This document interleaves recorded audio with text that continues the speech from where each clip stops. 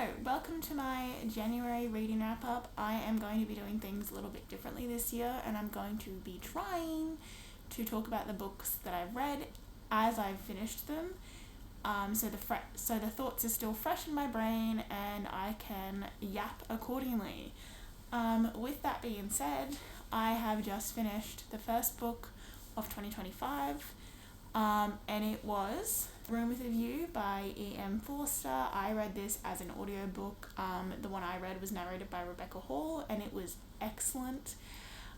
This is a book I didn't have any expectations for, but boy did I adore it. It was such a delightful commentary on class structures and snobbery in general, and just like the way that Forster seems to understand people, I found really, really compelling. The observations that Forster has throughout this book are just nothing short of miraculous, honestly. Just a pure delight. It is a surprise. It was magnificent. I loved it in every way.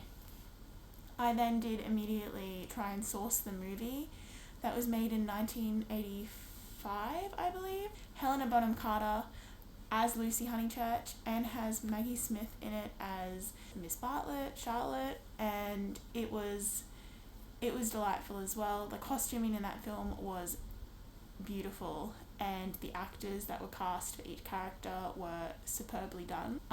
It was so good. It was so good. Cecil, I hated him. He needed to go in the bin right now. The minute he started talking, I wanted to punch him in the face. I just thought it was so witty and snarky and hilarious, honestly. And it is one of those classics that are actually really good, but also really palatable, I guess, really readable. I think that everyone can still get something from this book. From the way we examine class and, wealth and familial structures and expectations versus reality. Basically, we follow Lucy Honeychurch, who is a young woman who has gone abroad for the first time in her life, of course accompanied by her chaperone, her older cousin, Charlotte Bartlett. And while she's abroad, she meets lots of very different engaging characters. We have a woman writer, we have two spinster sisters, and there's Charlotte and Lucy themselves, and Lucy has such a naive attitude towards the world that this trip really is eye-opening for her. It is just a miraculous tiptoe into the great beyond, I suppose, and it wakes up a lot of dormant feelings that she maybe has never taken a moment to analyze within herself.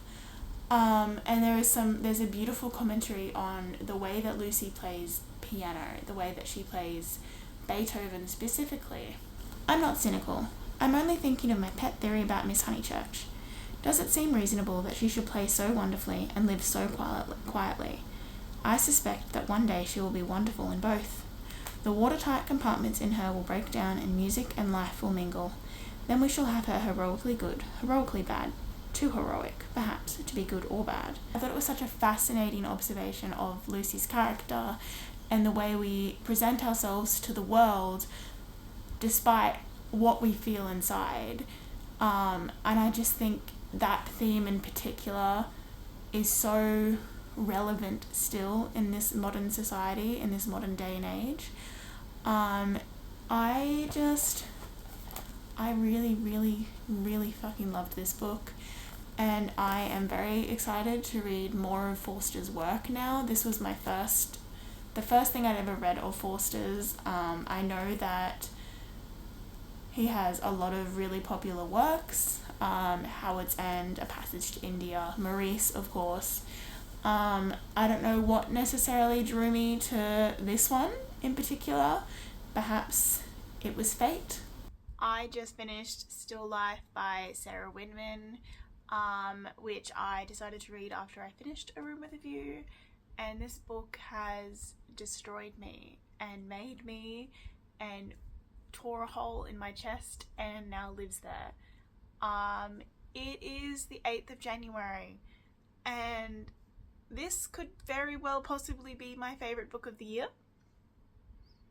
I know it's too early to call that, like it's way too early, but this book, I don't know if I would have loved it if I hadn't have read it, but I think having had read it, A Room with a View, I think it just elevated the experience for me so much more. This is a poignant portrayal of love and grief and tenderness and friendship and queerness.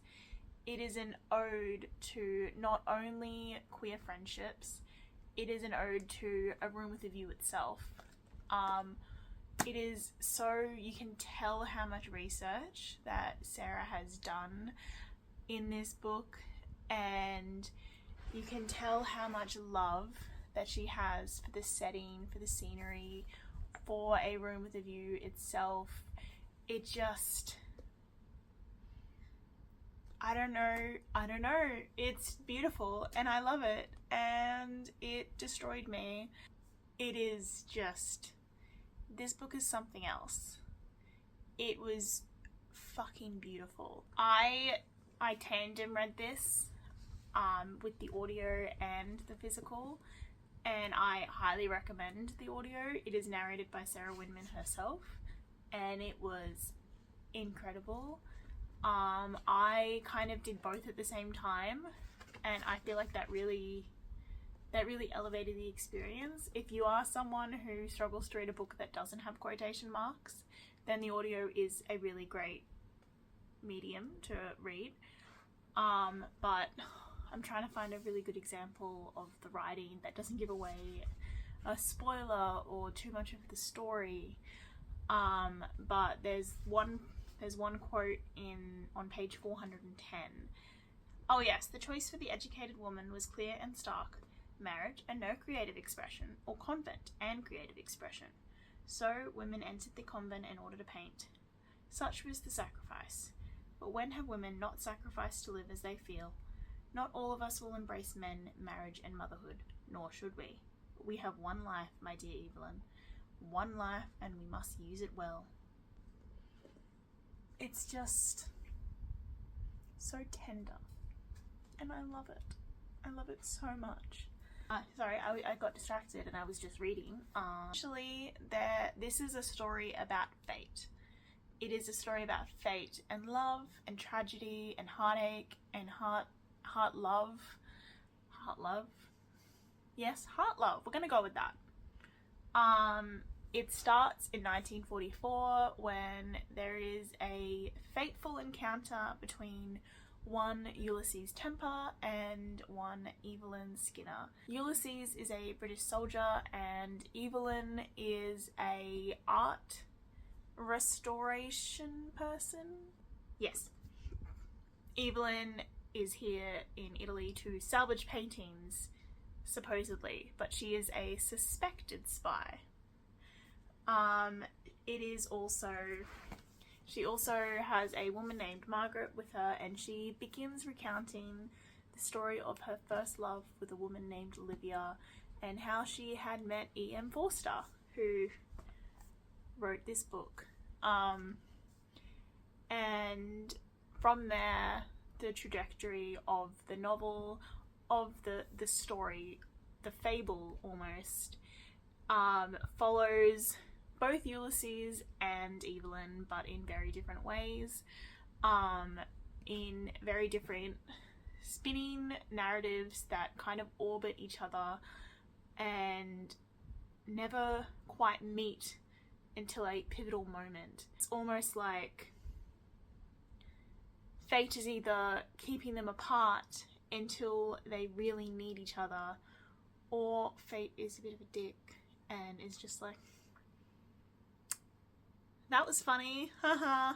I like to believe that fate kept them apart until they really needed each other in that pivotal moment again when they would meet. I am yapping now. It is stunning. The cast of characters in this are so fully realised. It is kind of an omniscient narration. We kind of slip into multiple different characters' heads. And it would be jarring, but it's not somehow. That Sarah is able to keep this narrative cohesive despite the jumping time and the jumping characters.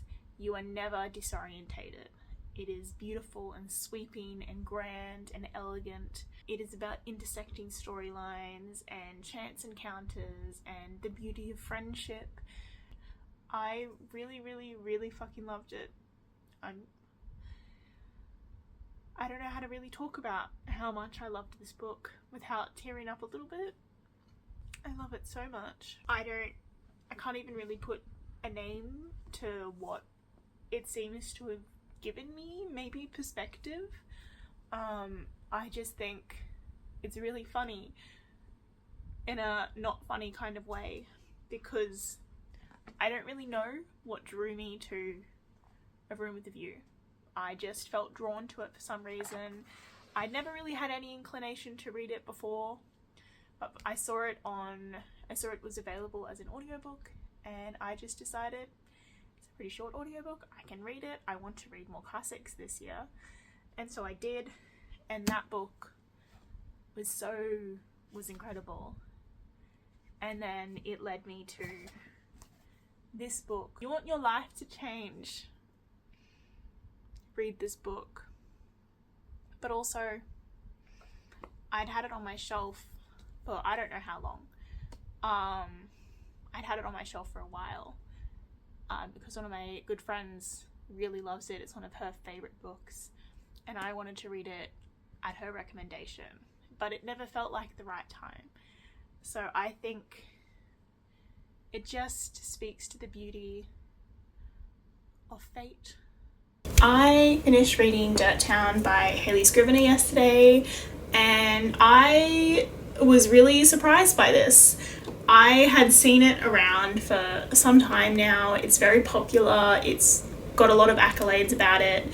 And I think that's why I was hesitant, because sometimes books that are that big don't live up to the expectations that they're giving out. But this one did. It was punchy and fast, and it was a really great crime mystery, very tragic and heartbreaking, of course, but also just fun in the way that murder mysteries are.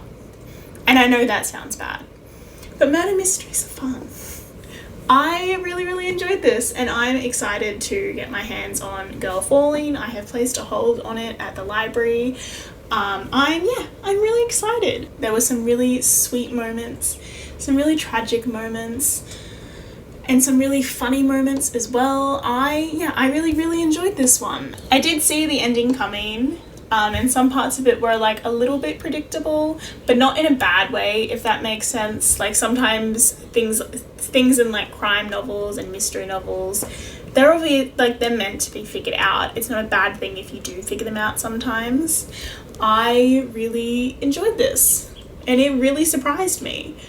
And I don't actually read a lot of crime and mystery novels, so I felt like it was a nice little palate cleanser, if you will.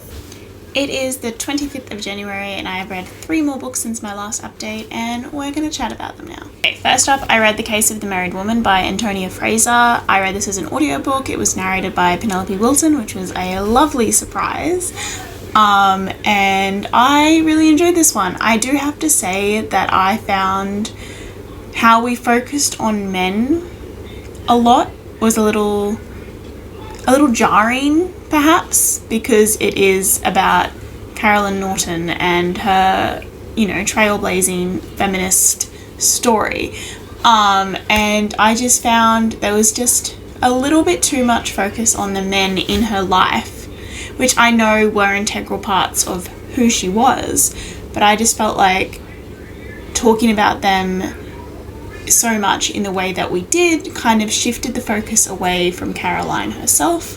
But otherwise, this was super, super fascinating. I didn't know heaps about Caroline Norton before I started this. It was so interesting, and she was such an interesting woman that did so much for the feminist movement before feminism was cool.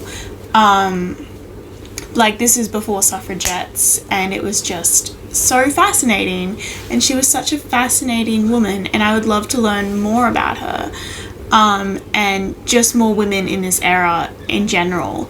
It was really fascinating, and I really enjoyed it, and the audiobook was really great. So if you are looking for a non-fiction book about, you know, feminist icons, then definitely give this one a go. Next, I read Migrations by Charlotte McConaghy, and I absolutely adored this book. I have now sobbed twice this month due to books, and that was Still Life and Migrations.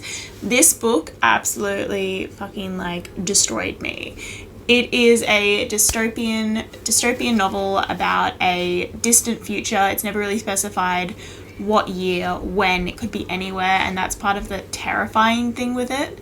But basically, there is hardly any animals left in the wild. They are a rare commodity. They are, you know, they've been hunted to extinction. They have died out because of, you know, climate change and global warming and pollution and humans, essentially. And so animals are a rare sight. And our main character, she is a very interesting, very intriguing woman who is a complete mystery, honestly. And we have these interchanging flashbacks, and each flashback gives us just a little bit more about who she is as a person, and each flashback gets more and more devastating as you learn more about her and who she is and why she's here. But basically, she is on a mission to track and follow the last Arctic terns that are migrating to Antarctica, and she kind of commandeers this fishing boat, and the fishing boat themselves are also very, let's say, controversial, considering how few fish there are left in the ocean. But it kind of talks about this vicious cycle that pollution and overhunting and overfishing can do as well. And it just has so many interesting discussions about climate change and the future. And it is one of those books that are absolutely fucking terrifying, purely because it is not far removed from reality. Like, these are things that you can, if you close your eyes, you can actually imagine happening if the world doesn't sort its shit out, essentially. If you really love The Ones We're Meant to Find by Joan He for much of the same climate change, ecological horror reasons, then I think you would love Migrations, and I think you should definitely give it a shot. I am really excited to read more of Charlotte's work now. She has a book called Once There Were Wolves out already, and she has a new one coming out this year, and I am super excited to read both of them. She is an incredible writer. The prose in this was just breathtaking. I adored it. The audiobook was fan-fucking-tastic, and I need to source a trophy copy because I need this book on my shelf. I then read I Who Have Never Known Men by Jaqueline Harpman. This is another dystopian novel that just is chilling for the sheer fact that you never really, like, the reality of it is terrifying. It follows a unnamed woman who has grown up in this bunker. She has never spoken to a man. She is surrounded by these 39 other women who are all significantly older than her, and she has never touched, she has never experienced basically everything that we take for granted. She's never held someone's hand. She has never eaten ice cream. She has never kissed someone. She's never loved someone. And it's just a complete mystery from the start to the finish. And it was at times frustrating because of that, but I think after I've sat with it, I think that is the point. the mystery and the frustration of it. It is designed to ask questions of you and, you know, like settle in your brain and make you wonder, what if this happened? How would I react? You know, what is really going on in the world? It is such a fascinating and mysterious, just interesting novel that makes you think. Introduction at the start of the novel really talks about, you know, the difference in what it's like to have grown up not knowing men, really, besides the guards, who have never spoken to her, outside of a whip crack when, you know, someone is misbehaving. It is just fascinating and such a really great political commentary on, you know, the world and war, and it's just interesting and fascinating and mysterious, and I want more from it, but I also don't, if that makes sense. I really, really enjoyed this. It was fascinating. It has been something I've wanted to read for a while now, and I read the audiobook for this. It came in at the library and I read it. I really, really enjoyed it. I also read So Late in the Day by Claire Keegan. This is a short story. It is teeny tiny. It took me less than an hour to read. This was infuriating, but in a good way. It really just like revels in its own unassuming misogyny. I love Claire Keegan's writing. I think she is an incredibly gifted writer. I read Small Things Like These last year. Was it last year or the year before? I've read it at a point in the last 1 or 2 years, and I was obsessed with it. I love that book so much. It was incredibly uncomfortable in the sense that the author was asking you to analyze and critique something that we are often not really predisposed to putting our shoes in. I really enjoyed it. It was unsettling, and a bit just downtrodden. And I know that these are all negative words, but I don't have negative feelings about the book itself. I think that it is a fascinating and wonderful examination of misogyny from a very different point of view than one normally critiques misogyny. I really enjoyed it. I adore Claire Keegan's writing, and I just cannot wait to read more of her writing. I just finished Hammajang by Makana Yamamoto, and I feel fine about it. I really enjoyed parts of it. I really enjoyed the characters and how they interacted with each other. I really enjoyed the setting itself. I did feel like strangely disconnected from the world, which might be on me. I think I kind of shot myself in the foot with my expectations of what a heist novel would be like. I was expecting it to be very snappy and very fast paced, but it was actually quite slow paced, which I wasn't expecting, and that kind of threw me off a lot, I think. But overall, this is definitely an author I will be watching. I am excited to read more of their work. I loved how queer this was, how queer normative it was. I think it really explored how queer sci-fi and dystopian novels can be and are inherently, and I really enjoyed that. I really enjoyed each individual character. I do wish that we explored some themes a little bit more, but overall I really enjoyed this one. I finished We Have Always Lived in the Castle by Shirley Jackson today on the last day of January, and I really enjoyed this. I think that Shirley Jackson has such a really evocative level of prose that just isn't really matched, I think, which is probably why it's a classic. I found this compelling and mysterious and very interesting.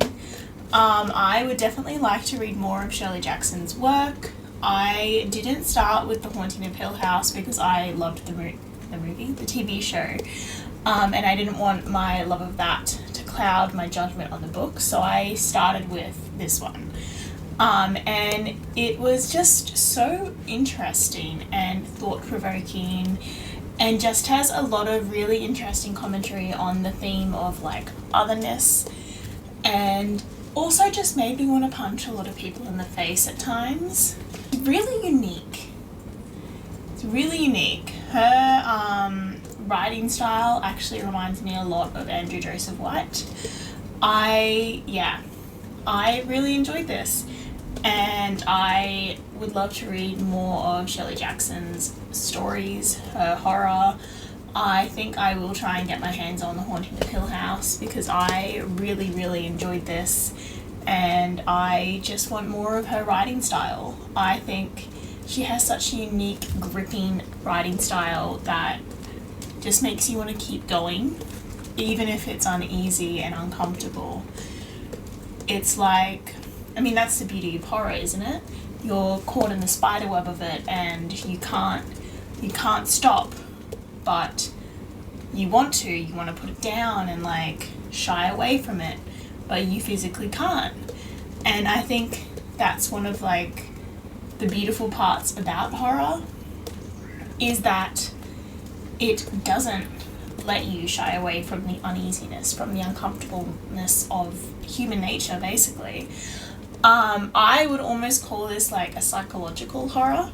It's not so much like supernatural, but it is eerie and slow moving in the best way, which is like my little like favorite part of horror. That's my niche with horror, is that's what I really love, is like sensual, evocative prose and just like the slow creeping feeling like something's crawling up your throat. Anyway, I ended up reading 9 books in January, a variety of different formats and genres as always. I had horror, I had dystopian, there was a big literary theme this month. No fantasy this month, which is strange for me. It's odd, but it's almost a little bit refreshing to give yourself a break from almost like a crutch genre.